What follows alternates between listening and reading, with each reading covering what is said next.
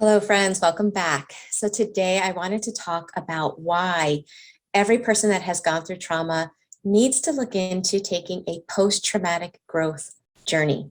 Okay. So, there are two things that can happen as a result of trauma. In other words, if you've been through childhood trauma, whether it's from toxic parents, narcissistic parents, or unavailable parents, or any toxic relationship, okay, after it's over, after you're free of all toxic people, one or two things can happen. And I've seen them both. Okay. One, you can get stuck. You can get stuck where they left you. In other words, toxic relationships change you. They twist you. They turn your personality inside out. You become less of you and more of them. They become more of you and less of them. There's this crazy personality swap. So much changes inside of you.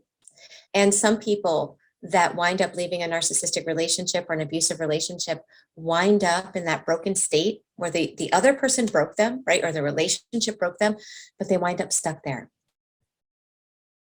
I'll tell you an extreme case of this that I witnessed with my own eyes. Okay. When I was in my early 20s, I didn't know what narcissistic abuse was. I didn't know what complex PTSD was. I had a glimpse of what borderline personality disorder was, but I didn't really understand all of the dynamics. Okay. And I had a really good friend. His name was Victor. And he would tell me these stories about his dad that were horrible.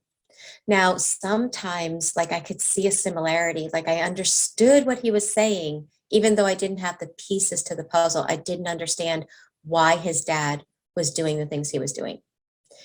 Victor stayed stuck. He couldn't get past the trauma that he went through in childhood. And at 40 years old, he took his own life. And it broke my heart because even at that time, I was just beginning to understand the dynamics. But he couldn't get past it. The trauma was so embedded in every piece of him that he couldn't uproot the beliefs and the pain and the emotional states that it brought up.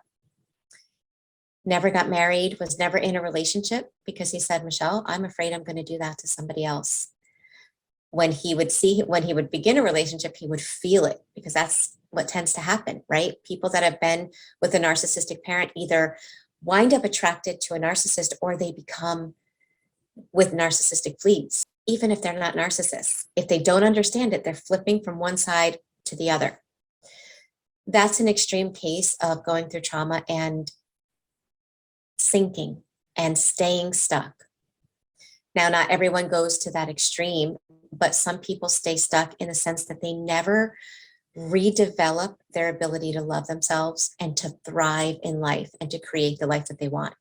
Okay, so that's one side of it. The other thing that can happen is that somebody goes through those situations, that trauma, it's devastating, but they find a way to take this post-traumatic growth journey and become not who they were before, but better than they've ever been. And they thrive and they create an amazing life. And I have seen that over and over.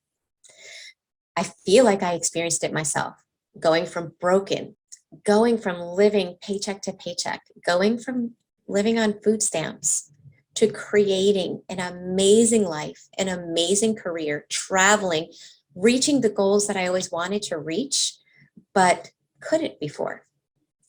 And I see it all the time. Many of those people often go on to becoming amazing, amazing coaches that help others as well. And I'm just going to throw up a couple of channels of people that I know personally that did exactly that. So that can be a person's experience as well. But the choice between this and that, sinking or swimming, is doing the inner work and getting yourself to that place where you're not just surviving, you're thriving. So I want to say in the Thriver School of Transformation, starting in January, we're taking 3 months to do this post-traumatic growth journey together. Okay, there's still 2 weeks left for you to be able to join on the 31st of December. The doors close for this particular journey. Here's the link if you want to join us. But I'm about to tell you the 3 things that we're going to do throughout these 3 months. Okay. And these are the things that are involved in taking that post-traumatic growth journey. So I'm telling you this because I get comments on YouTube all the time like, Michelle, okay, this makes sense. How do I heal? This makes sense. How do I work through this? Okay. This is how. So the first stage of the post-traumatic growth journey, which we're going to do in January, involves developing the resources needed to handle the intense implicit sensations that come up in our body, the implicit memories that cause overwhelming sensations in our body. It's about gaining balance in your nervous system. Okay, now I know a lot of people have a little bit of resistance to this first stage, and it's because people often think that because the trauma was caused by someone outside of self, that there needs to be a big focus on what that person did, on the story that you carry within. And I do want to say there is a place for that. In fact, you cannot work through narcissistic abuse or complex PTSD without understanding what happened to you outside of you. That's the first step. Okay. But resourcing trumps that in the beginning. Okay. So for example, I'll explain it in an illustration. Let's say every day you have to be stuck in a car with somebody that is toxic, that is abusive. Okay. That car ride is miserable. And we all know that narcissists love to abuse in the car because you're stuck there. You can't go anywhere. So we know it's awful. So obviously somebody in that situation wants to know how to deal with the person, right? However, let's throw in another factor. Let's say the car you're driving tends to malfunction. Let's say the car you're driving is standard and the gears don't work properly. So sometimes you go to throw it in a gear and it's like it slows you down so much that you're not going fast enough, right? You have your foot on the gas pedal, but you're barely moving. Other times it feels like the gear you're in is just taking you too fast and there's not enough strength in your brake to slow you down. Imagine having to drive a car like that with the abuse going on, which takes priority. Obviously, you can't handle a difficult person until you feel grounded and safe in the vehicle that you're driving. At least that's me. I don't know about you guys, but that's how I see it. Well, it's the same thing on this post-traumatic growth journey. Yes, there is a place where the story is important, but until we can get grounded and have the resources to handle the sensations that are coming up because of whatever's going on outside of us, we're not going to be able to work through it. So the first step is about resourcing from within, resourcing your nervous system. And if you're wondering if you need resources for your nervous system, I'm going to give you a list of symptoms right now. Tally how many apply to you.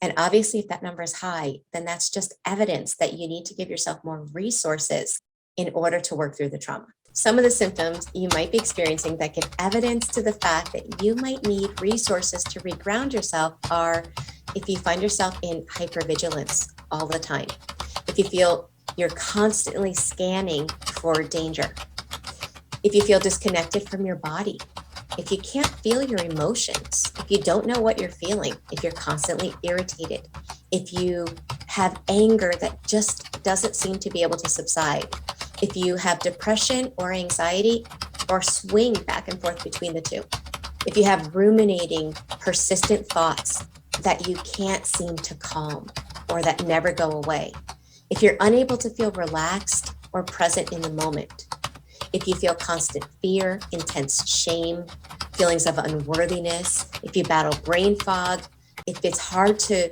have critical thinking, or if you're battling memory problems, if you struggle to make decisions, if you're unable to trust yourself, if you're stuck in negative thinking about other people or negative thinking about yourself, if you struggle with procrastination, if you see that you're stuck in repetitive patterns, if you're unable to stay grounded when you're around difficult people, all of these are just some symptoms that reveal that your nervous system needs to be more grounded or needs more resources in order to move forward on this post-traumatic growth journey. The second stage of post-traumatic growth has to do with learning how to process and release the stories, the subconscious beliefs that have formed the core wounds of the trauma. So it's interesting to know that trauma is or becomes less about what happened to you and more about what it caused you to believe about yourself or about the world. So in this second stage, what we want to do is process the emotions, the sensations, the memories, and the beliefs that are associated with the trauma. We need to peel it back and get to the core of what you began believing about yourself. And these are the things that are often hidden from our consciousness, okay? What goes on in our nervous system, the stories that are going on, they aren't always clear. And we can't heal until we peel them back and understand what's going on, what's the story and the belief that is fueling the sensations that are causing us to feel and think certain ways. The goal in this stage is to restructure the role of trauma that it played in your life, as well as its emotional impact. So when we process trauma, we free ourselves of the negative beliefs, emotions, and somatic experiences associated with that trauma.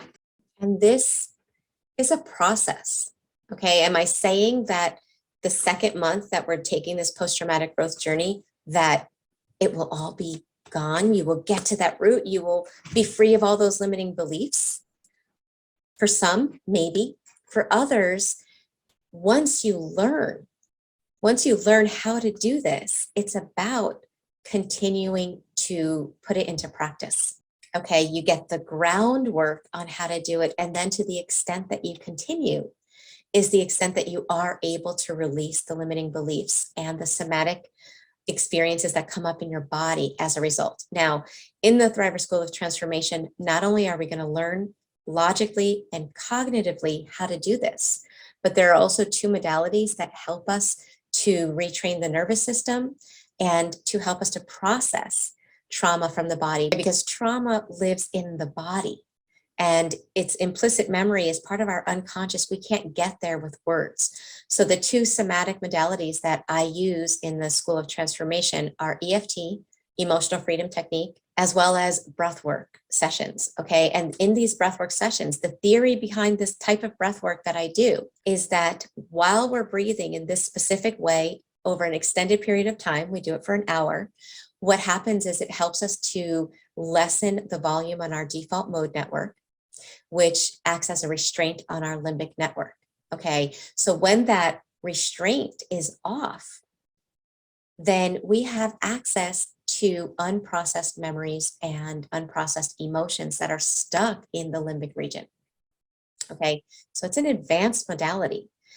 It's a definite feel it to heal it modality. Okay, there's no way around trauma. We have to work through it. And those two modalities are really, really helpful. And studies have shown that it's the cognitive learning combined with the somatic that helps people to overcome trauma. So if you're in the school or you're thinking about joining the school, make sure that you don't just come to the live meetings on Tuesdays where we talk about it and we learn tools that help us, but also come to these somatic modalities. We have those on Fridays and Sundays. Doing that together, all those together, is what really, really helps a person to move forward towards thriving. The third stage of post-traumatic growth involves upgrading your self-identity so that you're no longer defined by the trauma. And the goal is to get to a place where you are living and doing the things that you love to do, the things that the trauma somehow separated you from. It's about living in alignment with your values, your passions, and your purpose, instead of within the confinements of this supposed safety that the trauma that your nervous system learned to keep you in, thinking that it was helping you to stay safe. Okay, so it's about getting your nervous system to help you to do the things you love instead of isolating you and keeping you separate from those things. So that's just a rough breakdown of what a post-traumatic growth journey looks like. Will I tell you that it's easy and painless? No, it's not easy. It's about showing up for yourself. It's about doing the inner work to see what's there. And sometimes when you're peeling it back and you're seeing what's in your nervous system that's keeping you stuck, it's shocking, it's surprising. Sometimes it doesn't make any sense. It makes no logical sense, but it's there in your nervous system. And sometimes it's painful because you really come face to face with those core wounds.